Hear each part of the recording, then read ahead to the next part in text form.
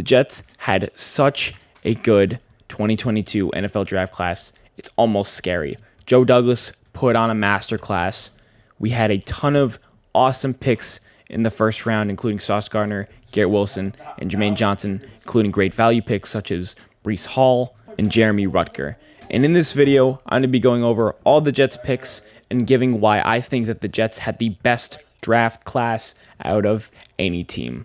The Jets went ahead and grabbed Sauce Gardner at 4th overall and met a need of having a superstar cornerback. The Jets haven't had one since Darrelle Revis, and Sauce Gardner has immense size. He's 6'3", 190. He ran a 4.41, great athlete, and he allowed 0 touchdowns in his collegiate career.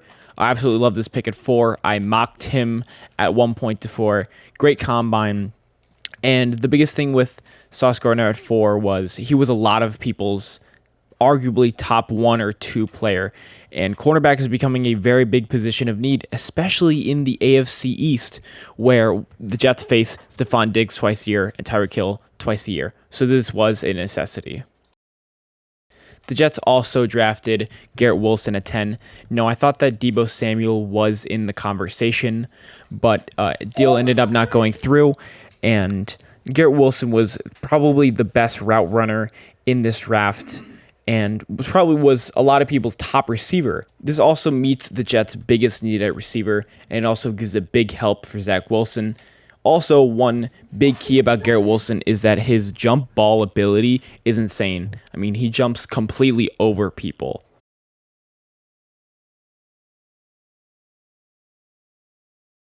At 26, the next draft pick was my favorite, Jermaine Johnson. I thought this was immense value at 26 because I thought that Jermaine Johnson was a top 10 pick. I mean, I had him 6th in my top 50 big board, and for him to fall into winning 26 was insane.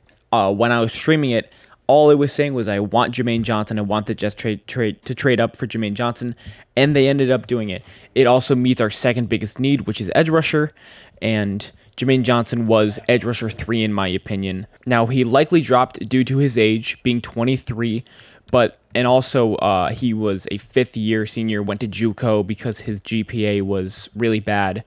But at the same time, can't argue with 12 sacks in college. He was one of the leaders in pressure rates, and he has that edge ability that guys like Trayvon Walker might not have. So I love this pick at 26. The Jets then draft Breece Hall at 36. Reportedly, they wanted to get him in the first round, but they ended up getting him at 36. The consensus first running back in the class, ran a 4.39, had over 20 touchdowns in the last 2 years, also had over 1,700 yards for the Cyclones. Now, running back was not the biggest need at all, but you can't argue that he isn't a number 1 type running back. He can do everything. He has plus pass catching ability. He also has that burst at 4.39, and he also has extremely good contact balance. Same thing that I said about Michael Carter, likely creating a 1-2 backfield with him. The Jets drafted Jeremy Ruckert out of Ohio State.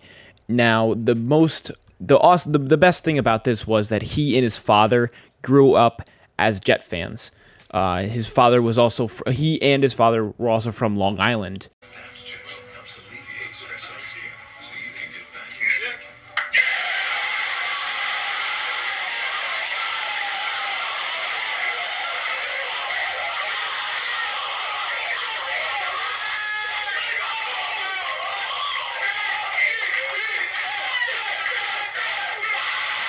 So this is awesome as a storyline thing for the Jets. Now, tight end wasn't the biggest need, but at the same time, he was probably the most underrated tight end in this class. He was Chris Sims' number 1 tight end, extremely underutilized at Ohio State, but he makes awesome catches, and plus, he is a great run blocker. Now, I rationalize this by saying that the Jets always have injured tight ends, especially with last year, Tyler Kroft, Ryan Griffin, both ended up hurt. Chris Herndon in 2020, 2019, injured. They just haven't had a deep tight end room, and now it even feels overwhelming that we have 3 really good tight ends. The Jets drafted a swing tackle in Max Mitchell. Now, the Jets did coach him at the Senior Bowl, so we all knew that the Jets were eventually going to pick one of them. His biggest attribute is being a swing tackle. Now, I knew that they were going to take offensive line in the 4th round, and I think that he has that upside, but I know he isn't going to play all that well. But at the same time, I don't want Connor McDermott being the 3rd option. So I understand this move, and I like this move. Also, with Max Mitchell, he seemed like the only guy that was able to even hold Jermaine Johnson, as you see in this clip.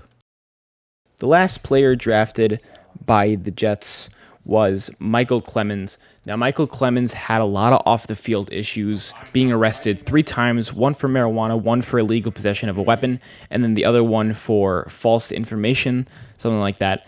Also, he is 25 years old, starting of this season, and also he has had an extensive injury history, but at the same time, he does have a lot of talent on the edge.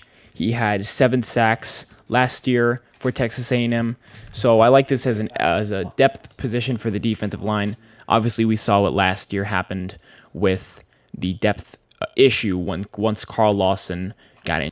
In my opinion, the Jets absolutely crushed the 2022 NFL Draft. I thought that they were the best team in the entire thing.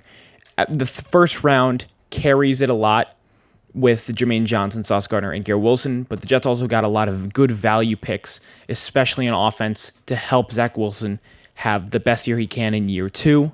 So I'm absolutely ecstatic about this class. Let me know your thoughts in the comments, and make sure you like, comment, and subscribe. Go Jets.